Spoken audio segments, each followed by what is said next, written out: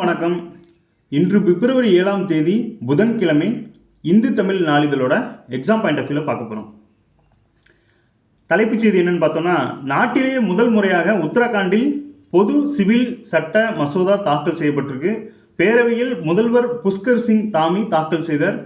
ஆளுநர் ஒப்புதலுக்கு பிறகு அனைத்து மதத்தினருக்கும் ஒரே சட்டம் அந்த மாநிலத்தில் அமலாகும் அப்படிங்கிறத தலைப்பு செய்தி இன்னைக்கு கொடுத்துருக்காங்க.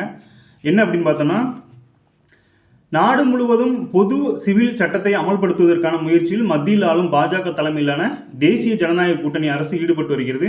இதற்காக மத்திய அரசு மக்களிடம் கருத்துக்களையும் கேட்டு வருகிறது. ஆனால் மத்திய அரசுக்கு முன்னதாகவே உத்தரகாண்ட் மாநிலத்தில் பொது சிவில் சட்டம் அமல்படுத்தப்படும் என்று அம்மாநில முதல்வர் புஷ்கர் சிங் தாமி அறிவிச்சிருக்காங்க.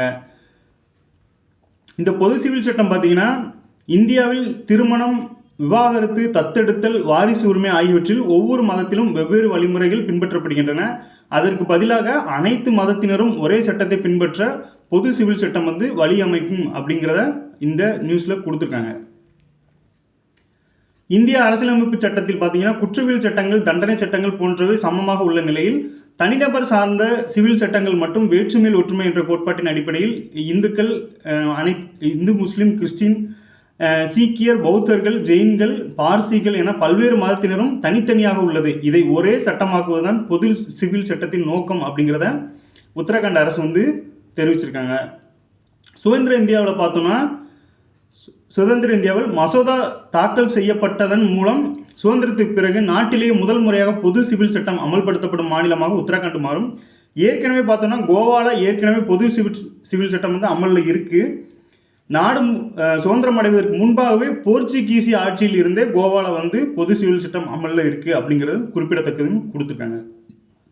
ஸோ இதுலேருந்து நாம் தெரிஞ்சுக்க வேண்டியது, இந்த பொது சிவில் சட்டம் முதல்ல எங்கே அமலாகுது அப்படின்னா உத்தரகாண்ட் மாநிலம் அப்படிங்கிறதையும், பொது சிவில் சட்டத்தினால திருமணம், விவாகரத்து, தத்தெடுத்தல், வாரிசு உரிமை போன்றவற்றில் ஒரு மதத்துலேயுமே தனித்தனியாக விஷயங்கள் இருக்குது அப்படிங்கிறதையும், இந்த நிலைமையில் குற்றவியல் தண்டனை சட்டங்கள்லாம் சமமாக இருக்கும்போது இந்த தனிநபர் சட்டங்கள் வேறுபாடாக இருக்கிறதுக்கான இதை தான் இதை கொண்டு வரேன் அப்படின்னு சொல்கிறாங்க. சுதந்திர இந்தியாவில் பார்த்தோன்னா, சுதந்திர இந்தியாவில் முதல் முறையாக மசோதா தாக்கல் செய்யப்பட்டது பார்த்தோன்னா உத்தரகாண்ட்லேயும், ஏற்கனவே கோவாவில் பொது சிவில் சட்டம் அமலில் இருக்குது அப்படிங்கிறதையும் தெரிஞ்சுக்கலாம். அது சுதந்திரம் வாங்குறதுக்கு முன்னாடியே கோவாவில் இருக்குது. யாரால் அப்படின்னா போர்ச்சுகீசியர் ஆட்சியிலிருந்தே இருக்குது அப்படிங்கிறதையும் தெரிஞ்சுக்கலாம். ஸோ இதுதான் பொது சிவில் சட்டம் பற்றி இன்றைக்கி தலைப்பு செய்தியாக கொடுத்துருக்காங்க. மக்களவைத் தேர்தல் ஏற்பாடுகள் குறித்து தேர்தல் ஆணைய அதிகாரிகள் சென்னையில் ஆலோசனை அப்படிங்கிற செய்தி. என்ன அப்படின்னா, மக்களவைத் தேர்தல் விரைவில் நடைபெற உள்ளது. இதற்கான முன்னேற்பாடுகள் குறித்து இந்திய தேர்தல் ஆணையம் மாநிலம் வாரியாக ஆய்வு நடத்தி வருகிறது. அந்த வகையில் தமிழகத்தில் தேர்தல் முன்னேற்பாடுகள் குறித்து ஆய்வு செய்வதற்காக இந்திய தேர்தல் ஆணையத்தின் துணை தேர்தல் ஆணையர்கள்லாம் வந்திருக்காங்க அப்படிங்கிற செய்தியை கொடுத்துருக்காங்க. தேர்தல் சம்மந்தமாக நியூஸ் பேப்பரில் நிறைய நியூஸஸ் வந்துக்கிட்டே இருக்கும். இந்த நிலைமையில் இன்றைக்கி நியூஸில் பார்த்தோம் அப்படின்னா, இது கொஸ்டின் பாயிண்ட் ஆஃப் வியூ எதுவுமே இல்லை, சும்மா ஒரு அப்டேஷன் தான் இருக்குது. அதை ஃபாலோ பண்ணுறது நல்லது.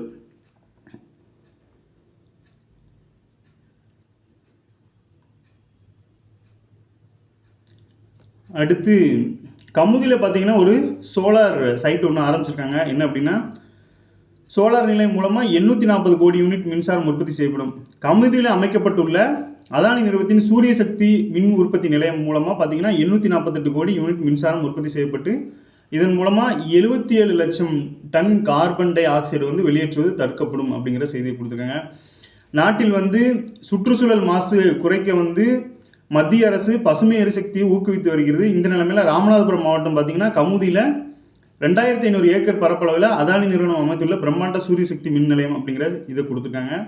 இதை நிர்வகிக்கிறது யாருன்னு பார்த்தோன்னா அதானி கிரீன் எனர்ஜி அப்படிங்கிற நிறுவனம். எவ்வளோ நிலப்பரப்பு அப்படின்னு பார்த்தீங்கன்னா 2500 நிலப்பரப்பு. இதை தொடங்கி வச்சவங்க யாருன்னு பார்த்தோன்னா 2016 அப்போதைய மறைந்த முன்னாள் முதல்வர் ஜெயலலிதா அவர்கள் திறந்து வச்சுருக்காங்க அப்படிங்கிறதையும் தெரிஞ்சுக்கலாம். அப்புறம் சூரிய மின்சார உற்பத்தி செய்ய வெப்பம் தேவையில்லை, ஒளிதான் தேவை அப்படிங்கிற ஒரு விஷயம், சயின்டிஃபிக்காக ஒரு விஷயத்தை சொல்லியிருக்காங்க. என்ன அப்படின்னா, சூரிய மின்சாரம் உற்பத்தி செய்ய ஹீட்டு தேவையில்லைனும் அந்த லைட்ஸ் மட்டும் இருந்தாலே போதும் அப்படிங்கிற செய்தியை கொடுத்துருக்காங்க. இந்த நிலைமையில் உலகத்திலே பார்த்தீங்கன்னா ஒரே இடத்துல ஒரு நிறுவனம் 648 மெகாவாட் அளவுக்கு மின் உற்பத்தி நிலையம் அமைத்தது இதுதான் அப்படிங்கிறதையும் சொல்லியிருக்காங்க. ஸோ உலகிலேயே ஒரே இடத்துல ஒரு நிறுவனம் 648 மெகாவாட் அளவுக்கு மின் உற்பத்தி நிலையம் அமைத்தது இதுதான் அப்படிங்கிற மாதிரியும் நியூஸில் கொடுத்துருக்காங்க.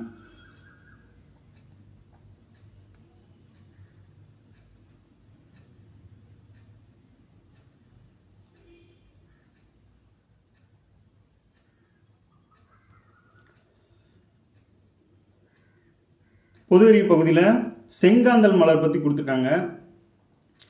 தமிழ்நாட்டின் மாநில மலர் எதுன்னு பார்த்தோம்னா செங்காந்தல்.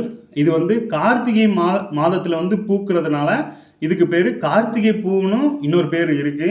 செங்காந்தல் கிழக்கில் இருந்து தான் கொடிகள் துளிர்க்கும். மரம் செடி கொடி போன்று பற்றி படரும். இதன் பூக்கள் வந்து முதலில் பச்சை நிறத்துடன் பூக்கும். பிறகு வெண்மை, மஞ்சள், செம்மஞ்சள், சிவப்பு, நீலம் என நிறம் மாறிக்கிட்டே இருக்கும் அப்படிங்கிற செய்தின்னு சொல்லியிருக்காங்க. புற்றுநோய் வந்து பரவாமல் தடுக்கும் கால்சிசின் அப்படிங்கிற மெடிசன் வந்து செங்காந்தலின் விதை மற்றும் கிழங்குல அதிகமாக இருக்குது அப்படிங்கிற மருத்துவ தகவலையும் கொடுத்துருக்காங்க. தமிழ்நாட்டோட மாநில மலர் நமக்கு தெரியும் செங்காந்தல் மலர் தான். இது வந்து கார்த்திகை மாதத்தில் பூக்கிறதுனால இதுக்கு இன்னொரு பேர் கார்த்திகை பூனும் அழைக்கப்படுது. இது வந்து கொடிகள், மரம், செடி போன்று பற்றி படரும் அப்படிங்கிற செய்தியும் கொடுத்துருக்காங்க. பூக்கள் பார்த்தீங்கன்னா முதல்ல பச்சை நிறத்துடனும் பின் வந்து வெண்மை, மஞ்சள், செம்மஞ்சள், சிவப்பு என நீலம் என நிறம் மாறிக்கிட்டே இருக்கும் அப்படின்னு சொல்லியிருக்காங்க. இதோட முக்கியமான தகவல் என்ன அப்படின்னு பார்த்தோன்னா புற்றுநோய் வராமல் தடுக்கும், அதாவது புற்றுநோயை வராமலே தடுக்கிறதுக்கான அந்த கால்சிசின் அப்படிங்கிற மெடிசன் வந்து செங்காந்தலோட விதை மற்றும் கிழங்குல அதிகமாக இருக்கிறதா உறுதிப்படுத்தியிருக்காங்க.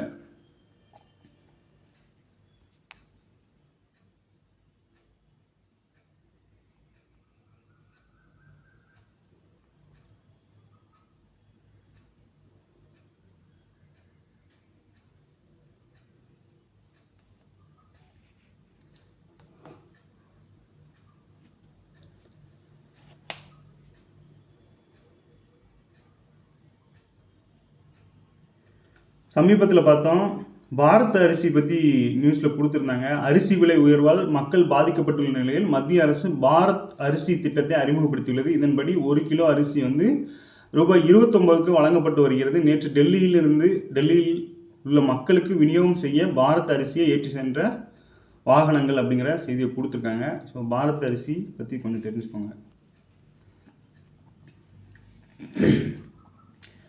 வாக்காளர் பட்டியலில் பார்த்தோம்னா 1.66 கோடி பேர் வந்து பெயர் நீக்கம் அப்படிங்கிற தகவலை வந்து தேர்தல் ஆணையம் வந்து உச்சநீதிமன்றத்தில் தெரிவிச்சிருக்காங்க. என்ன அப்படின்னா, ஒருத்தர் வந்து பொதுநல வழக்கு ஒன்று போட்டிருக்காரு.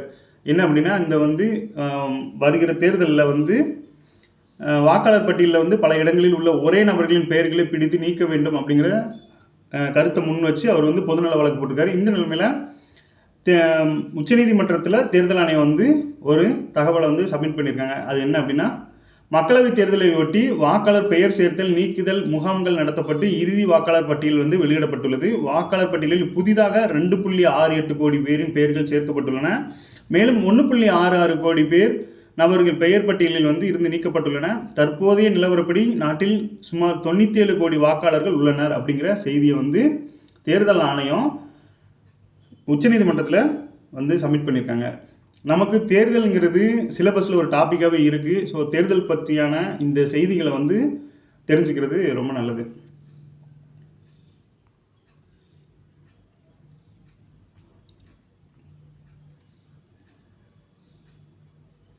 நன்றி. மீண்டும் நாளை சந்திப்போம்.